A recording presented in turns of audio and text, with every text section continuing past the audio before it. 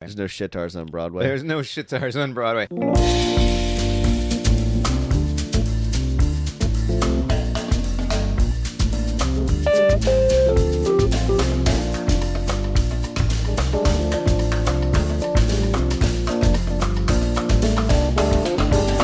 On this sea cruise, nice people all around, and the cheap booze, just pick 'em up and slug 'em down. Welcome to the Marinade, a free-flowing conversation about the creative process with creative people. Each episode, we welcome musicians, actors, comedians, authors, visual artists, filmmakers, anyone who creates art to talk about how and why we make stuff. This is episode 208, and our guest is Jano Rix. Jano is 1/3 of one of my favorite bands of all time, the Wood Brothers.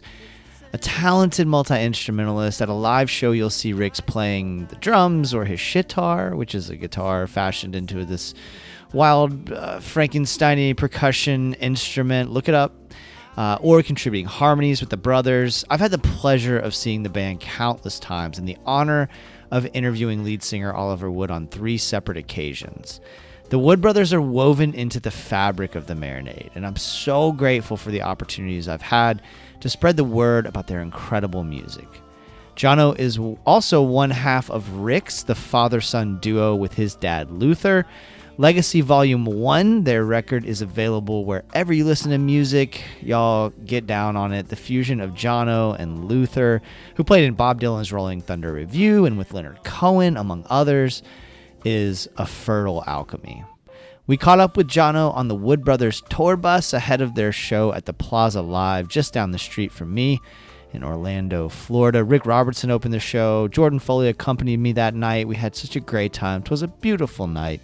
Everyone, it is my great pleasure to bring you my conversation with Jano Rix.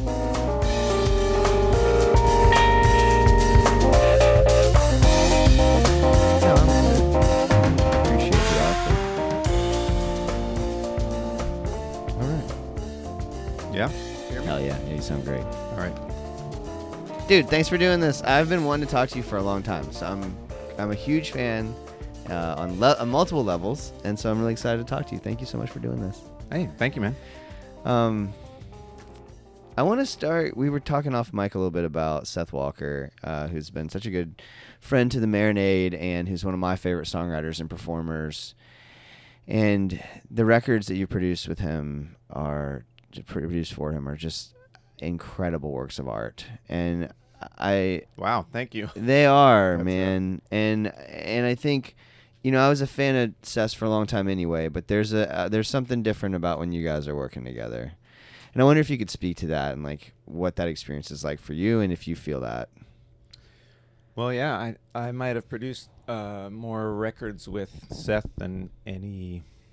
I mean, obviously with the Wood Brothers, Mm-hmm. 1/3 of the production, but with him being labeled producer, I think I've done more records with him than anyone. I don't know. I think I just really connect with what he does, and likewise, he was opening for the Wood Brothers early on, and I would sit in with him, and we just had this connection, like just rhythmic and vibe and energy. A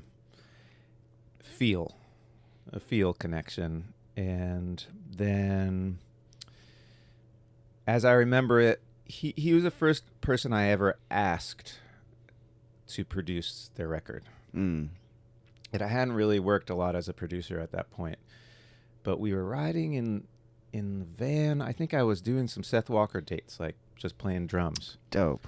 And I forget what we were listening to, but I said, Seth, I have an idea.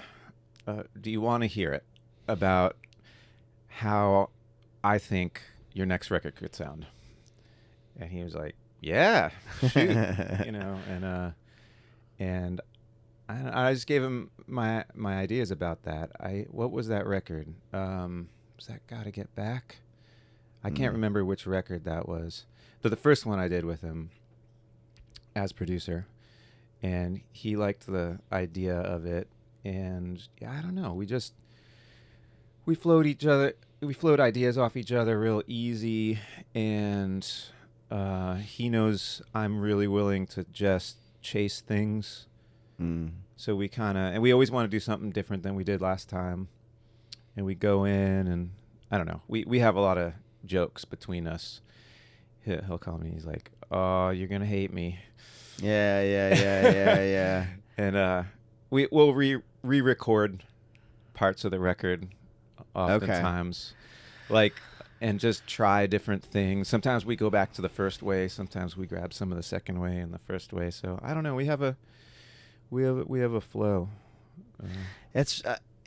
I think about. I mean, I just met you, but like, there's an ease to your sort of your energy, and I think Seth's got a lot of that too. Like, Seth's one of the easiest guys to be around. You know. Yeah. He's hilarious. He's a very funny man. He's a good person. Yeah, he is a fellow bald. Yeah, that's true. And he's just he does have such a sweet spirit about him, you know. And so, but I that's interesting to me, especially as I just finished recording my debut record. Oh, nice. Yeah, thank you. I want to hear it. Is it already a thing? No, it's not already a thing. Okay. Just the recording's done. Okay. But I would absolutely send it to you as soon as it's send it on. done. And I think one of the things that worked well for me, especially in my first experience, was that the guy who is producing it, Chris Belcher, is a good friend of mine, and he is a very easy guy to be around, at least for me. You know, like we get along that way, and it made me think about, like, if I was doing it with somebody else, what it might feel like, and especially the first time for me, and the intimidation that I felt in the whole process.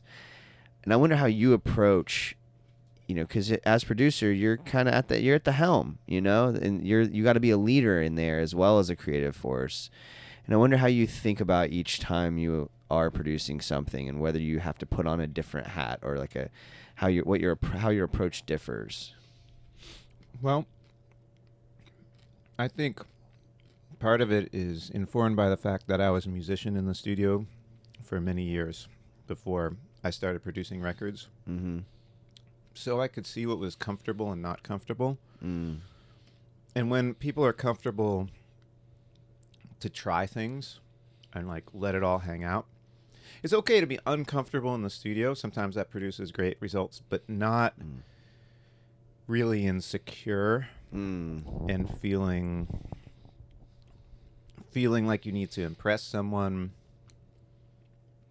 or do something someone's way. So yes, I'm at the helm of it, but I just feel like it's managing the energy in the room, in the moment.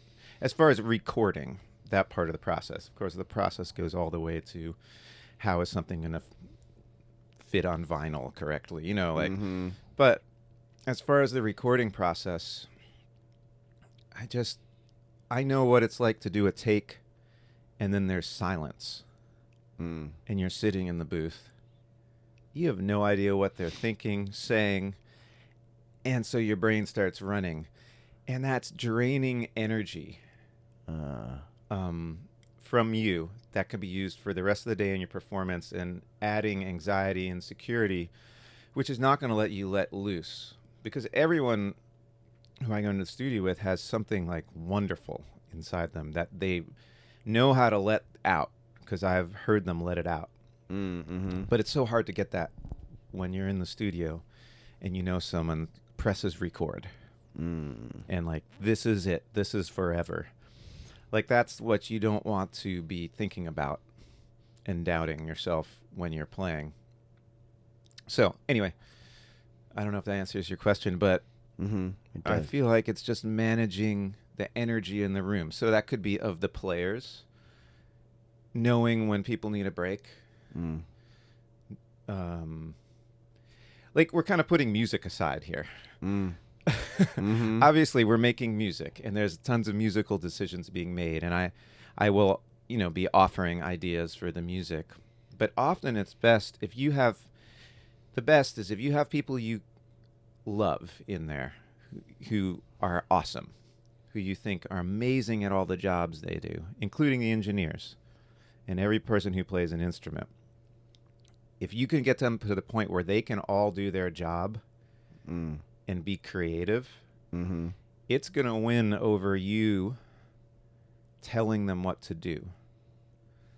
And a lot of times I had to learn this over time, over being like, what if you made that a dominant seventh chord? What if you saying, what if on the E of 4, you hit a B flat there and then didn't resolve it to this. You tell someone to do that, they'll do it.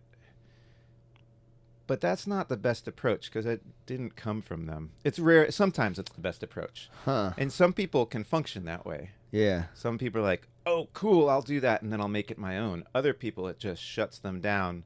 It breaks their flow.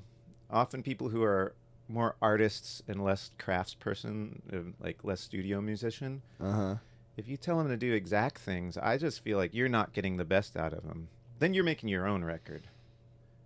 You're trying to make your own record, and you should just do that yourself. You should give directions that are more energetic, because what they come up with that feels that they can just lay into and feels right under their fingers, right under their voice, they're gonna really be able to sell that and get behind it emotionally. And I don't know. That's beautiful. I don't know. That's beautiful, and that makes a lot of sense as to why it works so well. That sounds like, were there moments you mentioned, like lessons learned there, and can you think of moments where you're like, oh fuck, I shouldn't have said it that way, or Oh yeah. Oh yeah, you gotta fuck up at everything. Ooh, excuse me. You can say whatever you want. You gotta fuck up everything. to really learn. Yeah, I've had really surprising moments, surprising to me, where I'm working with someone who I've just listened and watched them do magic on stage. Amazing songwriters, amazing artists. And I tell them to try changing one thing. And I was never a drill sergeant about it. I was like, Yeah. what if you tried this? Just, what if you add this chord in there or take this away? Taking away is usually more my speed. And I was just astounded at first how they couldn't do it. And I have, I think, I have a very creative artistic side, but I'm also like the craft of music I've studied since I was little. Like since I was tiny, I've been practicing, and my dad's a drummer and professional musician. So I can sit in the shoes of, can you do it exactly this way? And I can do that. And I was amazed that these people who were incredible couldn't do that. But it was part of their glory, and what made them so good is that they just have this thing they do that they feel. They might, me even putting words to it is using a different part of their brain sometimes. For me, it's not, but for them it is. And it totally destroyed the magic. They would lose the time, miss the beginning of the next verse just because I was asking them to, change one thing they were playing. So that was a big wake-up call that's not the right approach. And then I learned through that even with people who can operate in that way, it's still not usually the right approach. If you have someone in there who can sight read anything and they are a virtuoso, and you tell them to do something and they'll do it and they'll be into it, they'll be like, oh cool, yeah, I'll do this. It's still usually not as cool as if you tell them what you think isn't working for you in a more general way, and ask them how they would get around that puzzle, how they would solve that problem. They're probably going to come up with something so much cooler than what was in my head. And that's not because I don't think I have cool things in my head, but I don't think anything in anyone's head is that cool. I think the part of our brain we use to predict the future is slow and not nearly as cool as the whole subconscious thing that happens in the moment when someone is just with their instrument and things just come out. Anyway, that was a long-winded answer about. That's a hell of a good answer. I love it. You brought up your dad in there, and I certainly really want to talk about your work with your dad and Legacy Volume 1, your record that came out. Cool. Thanks for knowing about that. Yeah, it's so good. Oh, man. It's so good. I'm happy about it. I'm so glad you're happy about it. And I wonder, you mentioned, I'd kind of like to build up to it if we can. Like, Sure. You mentioned studying music, as a kid. I mean, you were being, modest there with your dad, but your dad's, played with Dylan and Leonard Cohen and on, right? Yeah. And so I was curious about that musical education because, like, my dad was a banker, and I didn't fucking want to do that. Now, your dad was a rock star. I wonder if at any point you were like, did you have a rebellious moment where you were like, I'm going to be an accountant? Or was it always in you? And, like, what was that musical education like, especially, with your dad being somebody who played with legends? Yeah, my rebellion was not against that. Yeah, I actually thought my dad was pretty cool. Nice. He was like the cool dad, and it didn't annoy me. That's awesome.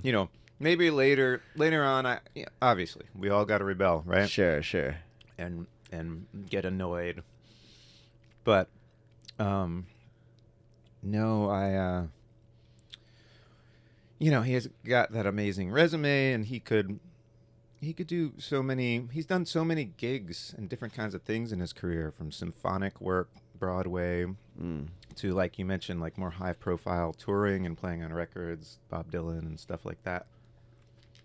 So I just grew up watching him, and he gave me a couple lessons on how to hold the sticks when I was young.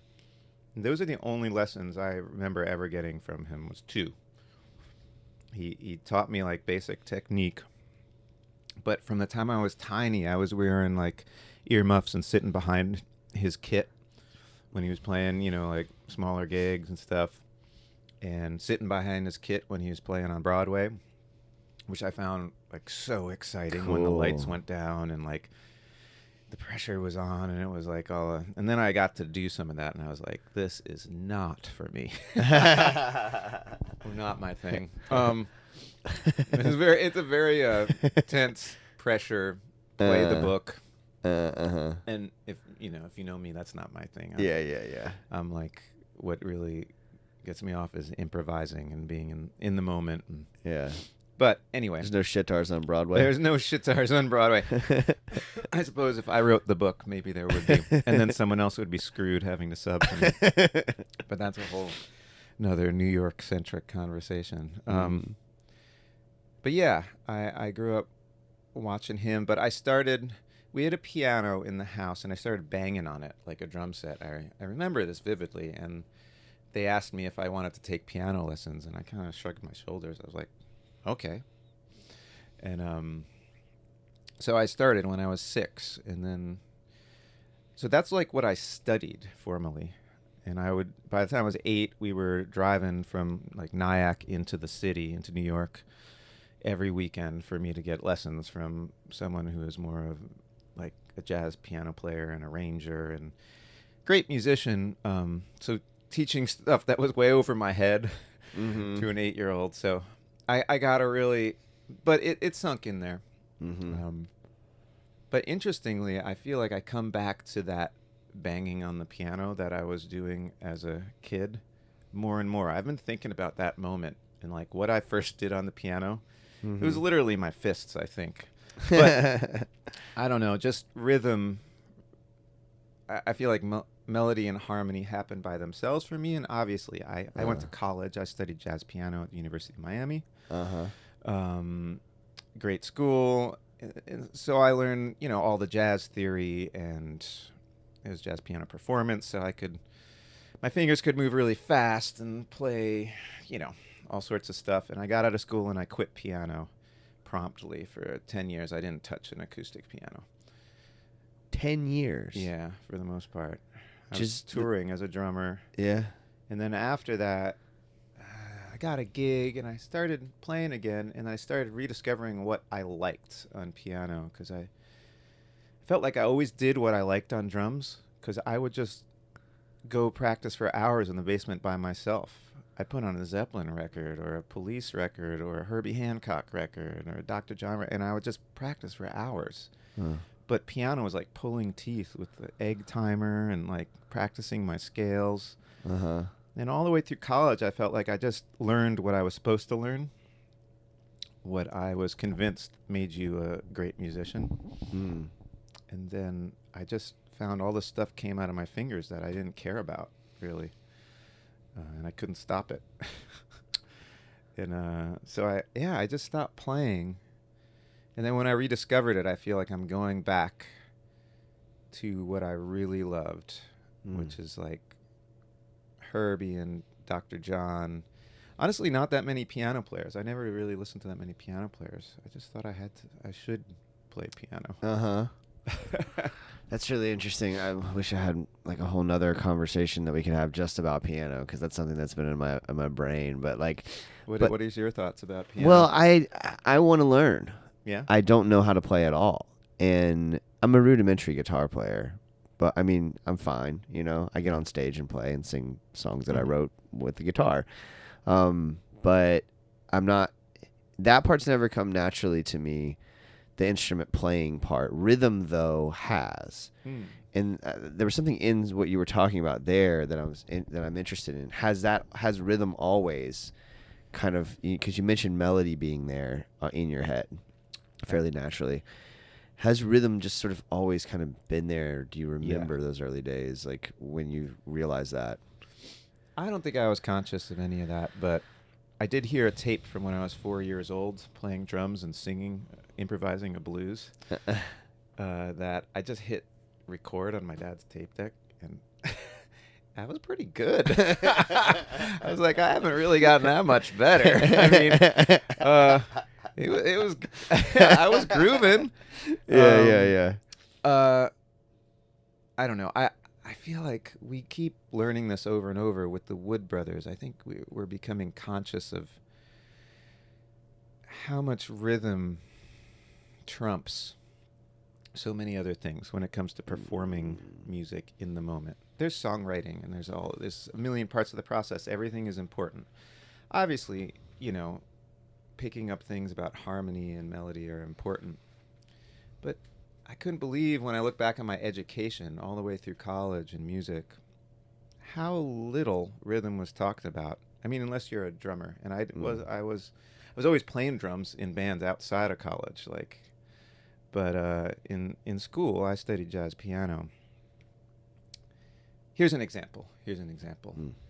When we, the Wood Brothers, are trying to sing a 3-part harmony, and we're not nailing it, and we're working on it in the dressing room, and there's notes just hard for us to stay in tune on something. We realized years ago that if we struggle, we stop and we just think about grooving with our voices. Think about where we attack the note, where we let off of it, just rhythm. Suddenly the pitch just comes right. It just locks in. And if things are grooving, the notes don't even matter. Tuning doesn't matter. Like, if it's really grooving, and I can cite lots of records, you also don't have to do much. I mean, it's a classic thing. People talk about James Brown, right? They play the same thing for 10 minutes. You're not bored. You're like, do that all night, because they're grooving so hard. Yeah. So how much do we all work on that?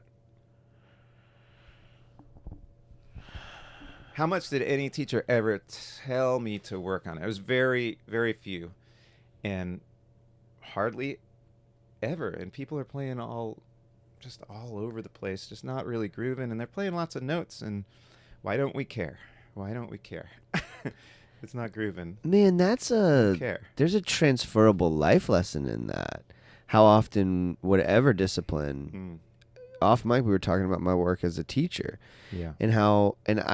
When you just said all of that, I think about when I get lost in the minutia of the paperwork and the this and then that. But when I'm grooving, when I'm like teaching some very difficult concept about how government works to a 7th grader, when I'm grooving, they're getting it. Right. You know? And if I'm worried instead about this political issue that I have to deal with at the school, and then I've got a conference later and all that stuff, right? If I'm just grooving, I've got a lesson plan, right? You've got a set list, maybe, Yeah. these, like, so there's some structure, That's but all understood. yeah, but if you can let go of that like Yeah. I've got the structure in place and Yeah. I just need to groove, there's a transferable life lesson out there, I think. Yeah, it's kind of like how you're doing something, not what you're doing. We get so worried about all the things, but how you're doing stuff. You don't have to do nearly as much stuff in life if you're or worry about the next what. If how you're doing something in the present moment, you're really present for and really in the groove of. So Yeah. Okay, so what did I don't know how we got on that, but I'm happy to be here. What does grooving look like when you're there making a record with your father? Like, what that record has turned out so beautifully. It was a long time in the making. What did that process feel like, and were you grooving? yeah, what's cool is since we finished it, I've had a little space from it and listened to it, and then had to talk about it a bunch. And in talking about it, I had to go through in my head how we recorded it. And the actual doing takes, I mean, we recorded it so fast. And when I listened to the literal rhythmic groove of it, I realized that's why we wanted to make the record. It's like it's so easy for us to play together. Like people who, I remember I brought my college friends up to New York, and we had a little jam at my parents' house. And my dad played drums, and I think I played keyboards, and they were like, oh, they like recognized the groove right away. So like, and the singing was cool. We've never recorded together except for this record, and never really sung together. The singing was so easy, and that's reminds me of Chris and Oliver. Like when I joined them, I was like, they can sing anything together and it sounds good. Like it can be the wildest, weirdest thing that I was like, that shouldn't work. But so that might just be a familial thing, like family influences, just their internal rhythms. And so it was really easy to play with my dad. And I'm surprised in the playing also how patient my playing is. I was struck by that recently. Like solos, like there's a lot of keyboard solos on the record. There's like not really a moment where I feel like I'm trying hard to do anything. Grooving. Yeah. Like there's nowhere to go. I'm not like, oh, I got to make this, I got to make this rip here. Uh-oh, is it good enough? I don't hear myself worrying at all. Yeah. So that was cool to realize how comfortable we felt, that I didn't feel like I had to make things awesome. They were just happening by themselves. But finishing the record was hard for me because I think I wanted it to be good. Just doing a record with my dad. Yeah. I think I'm part of the reason it dragged on for 12 years. Because it was up to me to finish it. He did his parts, and I had to, finish all the parts and mix it. Was there something that like lit a fire under you to finally do it?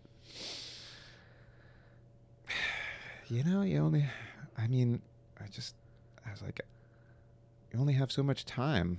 Yeah. Yeah. And it was just dragging on. I think I got some other things together in my life too. And I feel like when I look back in the last couple of years, I started attacking the harder things in my life. Things I was avoiding, I've started doing them. And part of that is conscious.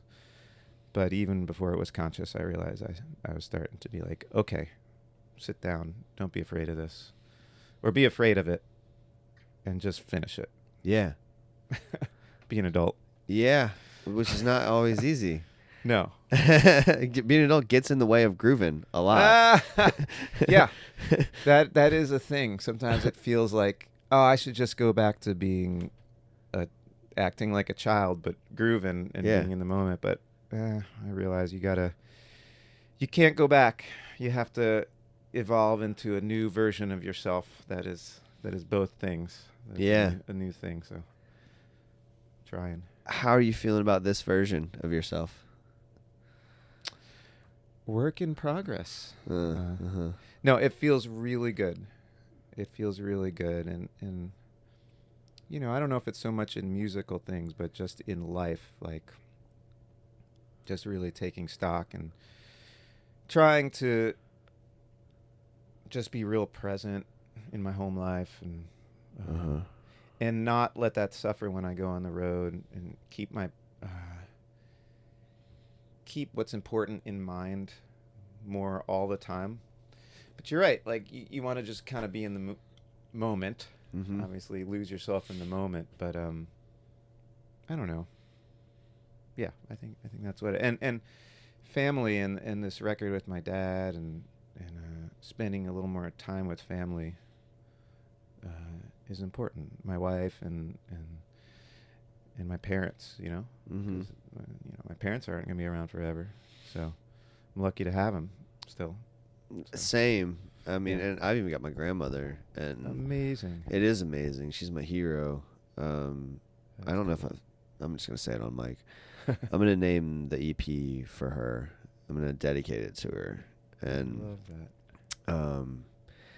but yeah, it's like a ever-present, looming thing that my parents are old, and my grandmother's, 90. She'll be 93 next week.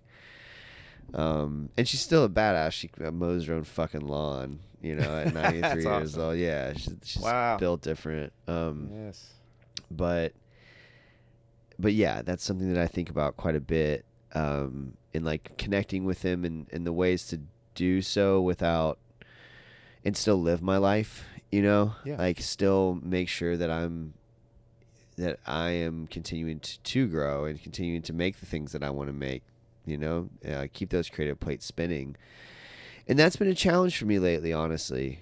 And so you do a lot, and I'm wondering how you maintain and like what your practice is to make sure that you're keeping your projects all spinning the way you want them to, and that they turn out the way you want them to. Well, I wouldn't say it comes naturally and easily to me. It doesn't feel easy to have a lot of balls in the air. Mm-hmm. I'm very much a focus, lose track of everything kind of person. Me too. Yeah. So there's often times when I wish I hadn't said yes to so many things, or I could just be working on this one record, or just be touring and have nothing else. Yeah. But that's not reality, and in reality it makes life richer, and it makes all the things better to have more influences and more richness in my life. I find that the inspiration for music for me is not usually from music. There's a lot of exceptions to that, of course, but it's from having other things in my life. Gives me fire to play music. Yeah. And that's just the way it works for me. But as far as having a lot of records, it can be tough, when I'm getting mixes sent to me, or check out this new master. Do you think that 1 dB more of, high end is better on this song? What about the, and we're playing a show, right? And yeah, it's a lot to handle, but I don't know. I'm lucky to do it. I'm just lucky to do it. I've done a lot of other jobs, and I'm lucky to be able to do this job and actually make a living making music, making records, playing with who was my favorite band, the Wood Brothers. Yeah. Making a record with my dad, and that whole thing coming to fruition, working with people like Seth. Yeah. So I just try to keep that in mind when I'm feeling really frazzled. So your answer, yeah, I'm not always good at it. I feel frazzled. Sometimes I feel like I'm getting way behind on emails and getting back to people. But yeah, I don't know. Well, thanks. I've learned nothing. because I'm the same way. Good. So at least we can have this therapy session. But yeah, I still get it done. It all gets done, right? I just wish I had a practice that I'm pretty disciplined. I am a pretty disciplined person, so I think that's part of it. That I am able to just my discipline allows it to get done, But I guess I am too. People say that about me. They're like, you are so disciplined. And I don't feel like I am. Yeah. Because I always want to be getting in like my self-care more, especially on the road. But then again, I try to I exercise every day. Yeah. I try to meditate every day, and I try to keep my mind. Well, those things calm. Those things just go so far. Like those two things right there. Yeah. Meditation is something I need to get back into, but I very rarely miss a day of exercise. And it does make all the difference in the world. And when I'm not doing it, my brain isn't as sharp, and I'm not keeping up with the plates that are spinning or the balls in the air. Yeah, that's the number one thing for me, I would say. Yeah. If I have to go into the studio all day, the most important thing is probably movement. Yeah. And then oftentimes, I'm the weird guy who, whether I'm the producer or playing on the session, we take a lunch break, I run out the front door and I will run around the block. I just need to reset. I just like to. I love music, but. Yeah. I don't know. I feel like I the older I get, the more I just, instead of worrying about the particulars of the music, I'm noticing my brain and noticing my process, and I can feel when it starts to get tight. Or when I start to get irritable. Yeah. And I'm like, yeah, whatever I'm irritated by is probably not the problem. Yep. Yep. Thought about that today. I even, in my class today, we were talking off mic about some shit that I was dealing with. I'm not going to bore everybody with right now, but in the class, I even just, I'm teaching my 7th graders, and I realized how frustrated I was with one particular kid. And I backed off, and I caught myself, and I just said to the kids, I was like, I'm not frustrated at you, but I am frustrated. And I need to make sure that I back off because you didn't do anything. You didn't cause this problem. Now, the kid was fucking up. With but 7th graders, it's got to be hard. He was fucking up. But still, you create the weather in your classroom in that way. And, right. and so I had to back up and be like, oh, wait, the root of this problem is not that this kid keeps dozing off. I'm really upset about this other adult thing, and and I can't let it affect the kids.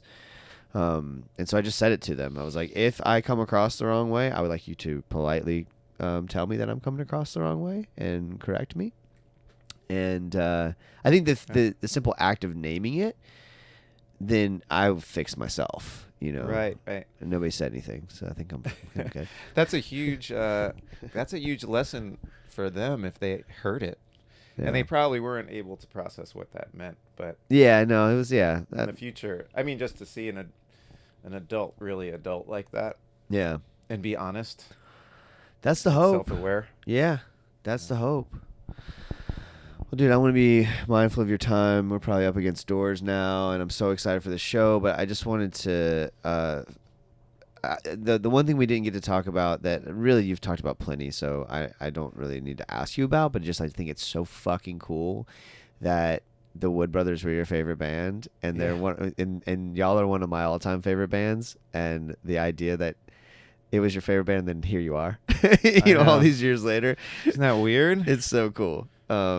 So I just wanted to celebrate that, and then we usually end things on what you're getting down on. So that's the art that has you fired up right now.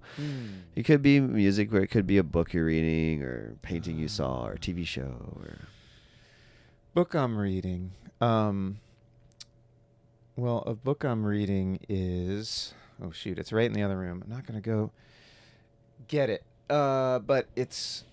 I can't remember the title of it. It's by Chogyam Trungpa Rinpoche, who is well known for starting Shambhala.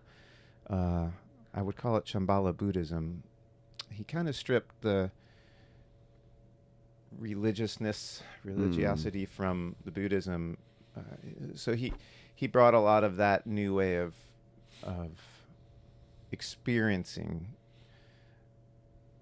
that to America in a way that was, because when he came, he realized it was hard for us to ingest this stuff. Anyway, I'm reading one of his books that someone gave me. I wish I could remember the title of it, but I've never read his words. I've read a lot of the words of people he taught. And he's a character. He's controversial. He was a drunk. That's interesting. I mean, yeah, not all the time, but you can find videos of him. He was very eloquent, even when you can tell he was a little drunk, and he's like messing with people. He was like the Zen master. Drunken Zen master. Yeah. Anyway, that's funny. That's been inspiring me. I think in music, I get, people probably don't know, but I do a lot of Latin dance. My wife and I. She got me into that years and years ago, kicking and screaming. I did not want to do it because I was terrible, of course, as a beginner. And then I got the bug at some point and went really hard for about 5 years to a decade. And I actually wanted to quit music, quit touring, and just be a professional. That's incredible. Yeah. And we teach now. We've taught for years, but now we have our own thing up in Vermont where we live now. But so I listen to a lot of Cuban music, and I've been really into the modern Cuban music. Well, I say modern, but this goes back a ways. But timba music. So I've been into a lot of that. And I gather a lot of inspiration from that, which I actually bring to the Wood Brothers, even in the sounds a bit. That's so fucking cool. But I did not know that fact about you. Yeah. And I found a conga teacher, and I had an April off last year, and I just studied congas the whole year because I never played hand drums. Interesting. So that's been so fascinating, and it's the music we dance to. Like even I don't think listeners will probably know about Guaguancó, Guaguanco. It's a kind of rumba from Cuba that predates the timba and the salsa and the son and the art forms that came after it. But man, learning what's going on in the drums in that and getting so I can kind of do it. Yeah. I'm by no means a master of that, but that's really inspiring for me. So that's my answer. Dude, what a fantastic conversation. Thank you so much. This is a pleasure. I knew it would be. Really fun. Thank you. But I'm so grateful. I'm so excited for the show tonight, and so excited for folks to listen to Legacy, and so excited for folks. And Puff of Smoke, you had 2 records come out last year. The Wood Brothers Puff of Smoke is one of my favorites of the year. I hope y'all are going to play a bunch of that tonight. I bet you will, and I'm so excited, dude. So thank you so much. This is such a pleasure. Thank you for having me. Awesome.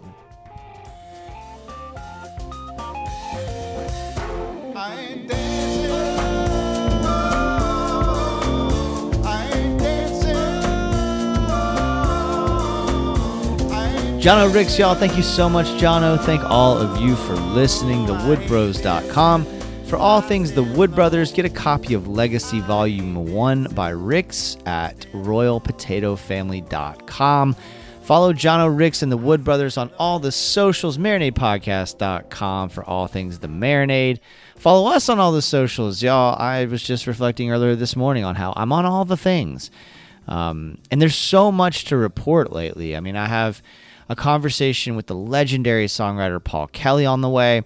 Also have a very special crossover episode with Ben Montgomery and Wayne Fugate of Records Revisited, where we talked about protest songs with the incredible Ron Pope. So much fun. He played at Tuffy's Music Box in Sanford, Florida, just down the road from me earlier this month, and we all met up and talked about our favorite protest songs. So check that out. should be on the way in a couple of weeks. And the best way to make sure you don't miss anything is to do two things. One, follow us on socials, and two, subscribe and give us a 5-star rating on your podcast app. Tell a friend about the show. These are all free ways to support the Marinade. Go do that right now while you're listening, please. It makes a huge difference for us and costs so little of your time and energy. Also, please follow Life's Greatest Hits on Instagram, on Twitter, on Blue Sky, so you can get updates on Threads. We're on Threads too. Updates about my podcast with my dear friend, Mr. Jordan Foley. We just did an episode. We just released an episode about Ben Nichols in the Heart of the Mountain. And I'm not one to pay too much attention to numbers, but this one is lapping the field compared to our others. And I'm just so grateful to everybody who listened, and to Ben for helping spread the word. It makes a huge difference when the artist is also invested in helping spread the word about the episode. And I think it's a great episode. We're having so much fun with it. The next episode we're going to do is the new Johnny Blue Skies record. And we were going to wait to listen to it together, but we can't. It's going to be like another week and a half. Life is lifing, right? Jordan's got a lot going on. I got a lot going on. So we went ahead and just agreed to wait until the record was released before we listened to it, but we were listening to it separately. And y'all, I cannot wait to talk about this record. It's so sexy. Really excited for it. If you like what we're doing with this Marinade thing, please consider joining our Patreon community. Y'all, $2 a month. That's it. You can get Patreon exclusive content like our show Jason's Journey, where I talk about the moments that shape my creative life and provide a window into the process of making the Marinade. If you've ever been curious about Patreon, now would be a great time to try it. You can try a free trial, see if you like it, no pressure. Try it for 7 days. Set a reminder on your phone in case you want to cancel. I've been posting little snippets of the process of making my debut EP. I got the mix back on my song Welcome to Florida. I cannot wait for y'all to hear this. It sounds so good, and that is up and available on Patreon. It's the only place you can listen to it. Unless you come to one of my shows, and then you can hear me play it live, but the only place it exists in recorded form is on Patreon. So for now, check it out. If you want to support the show financially, but you don't want to commit to a monthly subscription, I totally get that. You can Venmo or PayPal us. It's just at the Marinade. And if you do that and you want to hear the song, I'm happy to send it to you as well. Just tell me where to send it. If you hadn't heard, that record is on the way. I'm so excited. My dear friend Chris Belcher is producing. Any little bit helps, y'all. We're trying to make some merch, and I'm gonna plan a tour. We're gonna try to make CDs. It'd be a dream to press it to vinyl. So at the Marinade on Venmo or PayPal, or join the Patreon. Every little bit helps, and I'm just so thankful. There's no Jason Earle record. There's no Jason Earle performance without the Marinade. I can clearly state that. This podcast has been and continues to be an inspiration to me, and I'm just incredibly grateful to every single one of you who has been on this journey for however long. Thank you, thank you, thank you. Until next time, go out and create something. Cheers, y'all.